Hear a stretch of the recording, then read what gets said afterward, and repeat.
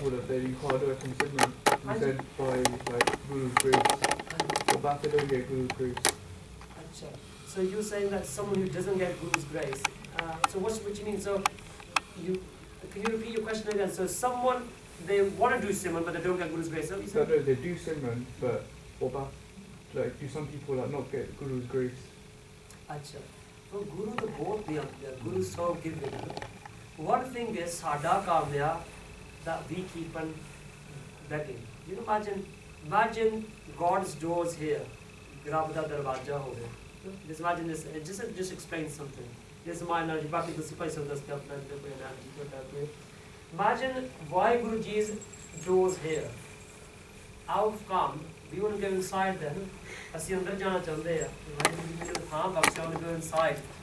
And so asi sada Guru sanu ki kaya hum kooka tere darbar okay aage badal prasad that we are supposed to go outside the door na सीधी बस कर वाहे गुरु दरवाजा खोल वाहे गुरु अजी दरवाजा नहीं खोलिया हो सकता मेरे वर्गा कह तो दरवाजा नहीं खोला मैं आंगन को हूँ मैं तो उठ से जान लगा ठीक है तुसी बैठे रहे Wahe Guru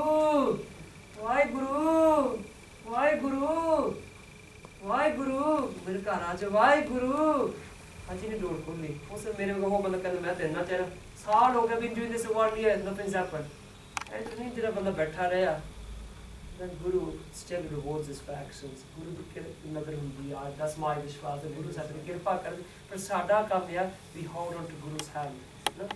Guru's blessing is in itself that you come to the Gurmat today is Guru's blessing no bakshish देना nothing यार you've come and the fact that we're doing vichar on this topic we sat here as a sangat this is Guru's blessing so we're very blessed two things which come to my mind the blessings the Guru Prasad one thing is you're blessed as a human being sare se human beings at the back here that's a blessing that's kirpa if you're a dog a donkey a rat cat or any of the animals they don't have the capabilities of going to God.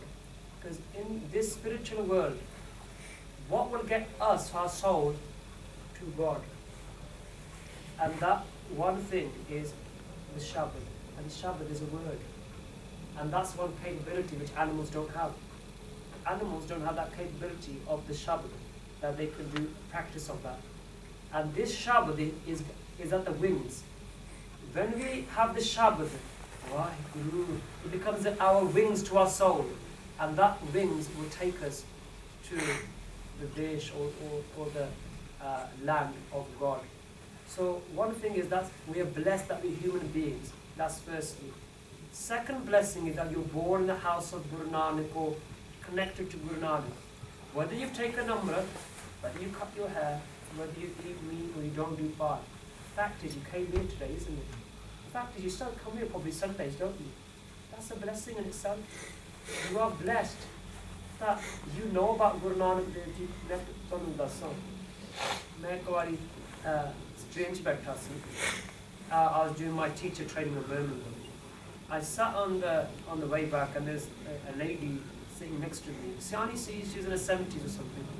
I said, excuse me madam, do you mind if I sit there? I always try to be courteous when saying. She'll boli nahi. Because she'll know. The spare serial by I just like conversation with I will sit there anyway. Admittedly, because I was learning doing a religious studies PGC like teaching course and teaching RE. I had this photo pack with different photos of different religious ceremonies. So it's like a Christian baptism, a Hindu ceremony, and a mosque where they were praying. There are different pictures. And I was just looking through because I just received the pack from my lecturer. So I was just looking through them. And I could see the Gauri. She was pretending not to look, but you could tell she was looking. She's like, and I could see that she couldn't see properly because I was doing this. So I realized the Gauri's looking. I thought, okay. So I turned the picture that way, so without, I knew that she's looking, so on purpose tilted so that she could see, you know. And she pretended so she wasn't looking, but you could tell that she was looking. That's interesting. Then after a good few minutes, she asked me, she goes, excuse me, can I ask you a question? Okay, yeah, you can. She goes, can I ask, which of these is your religion? These pictures. I said, sorry, none of these are my religion.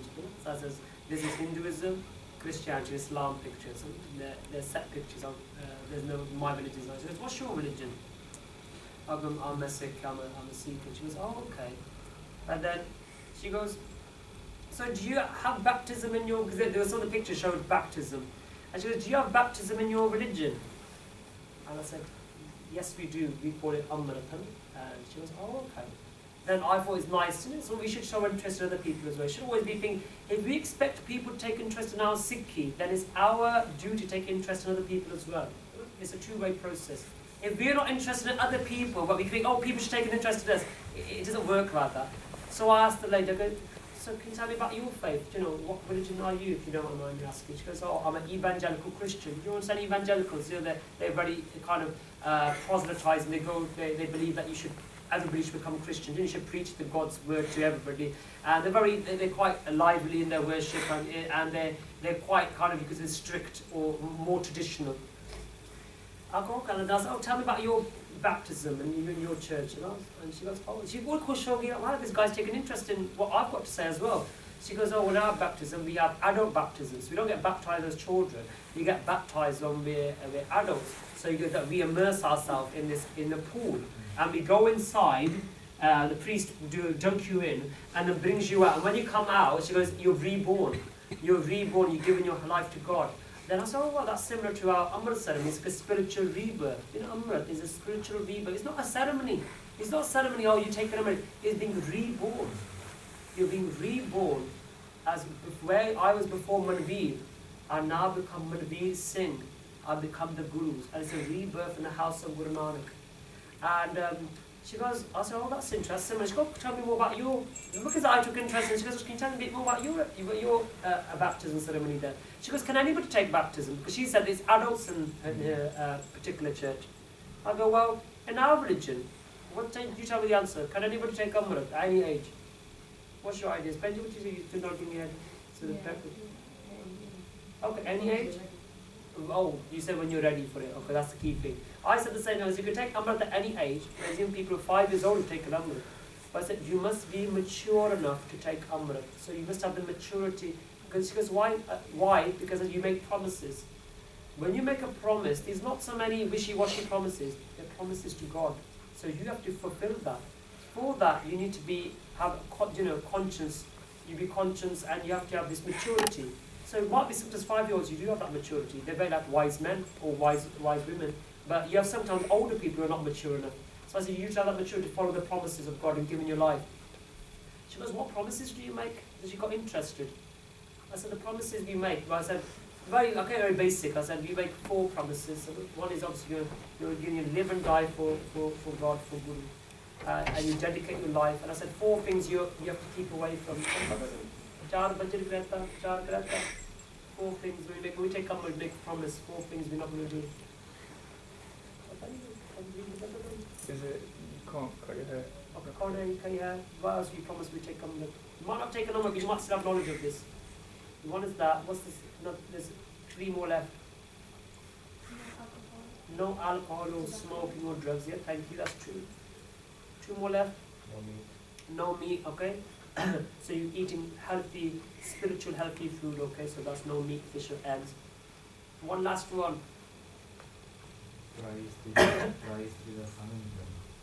That means that you don't have intimate relationship with any other man or woman. Parai means other than your spouse, other than your husband or wife. You don't have relationship with anyone. So there's no girlfriend, boyfriend, or holding hands of somebody. She's not your wife, and you're holding her. Oh, it's all right. We're not doing anything. We're just holding her. So you would treat everybody with the same respect you treat your sister. So if you wouldn't, go around, tickling your sister in the, you wouldn't go around, a nightclub tickling your sister, would you? So you wouldn't do that to another girl as well. So you wouldn't go around, whatever you give them that respect. Treat everybody as your sister or your brother. So I explained these 4 things. I went through very basic. I said, well, the first one I said is we don't dishonor our hair. I said we live in the grace and glory of God. So we live in the grace and glory of God. I said our body is a temple of God, and we whatever God's given, we celebrate that. So we keep our ears, we don't cut it, we embrace God's creation.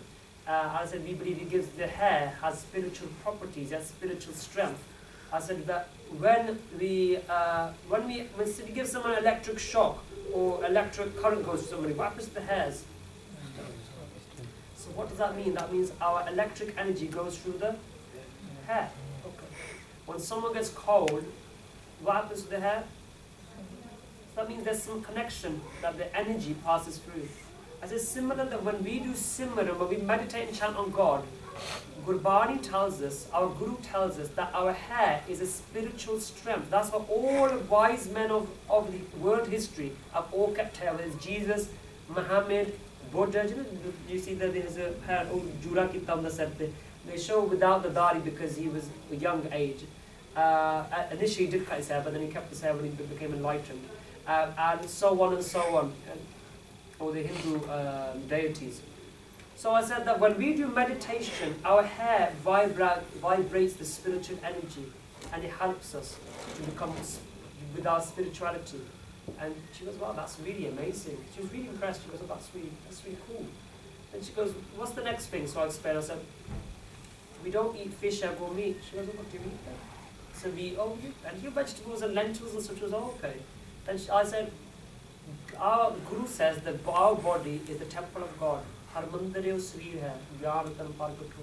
That his body is the temple of God. And I said, within a temple of God, would you want to stain a church with blood?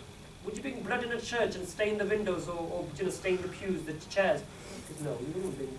Would you want to bring bones or dead bodies in a church? No, really. I said, oh, this is the temple of God. You talk about experiencing God.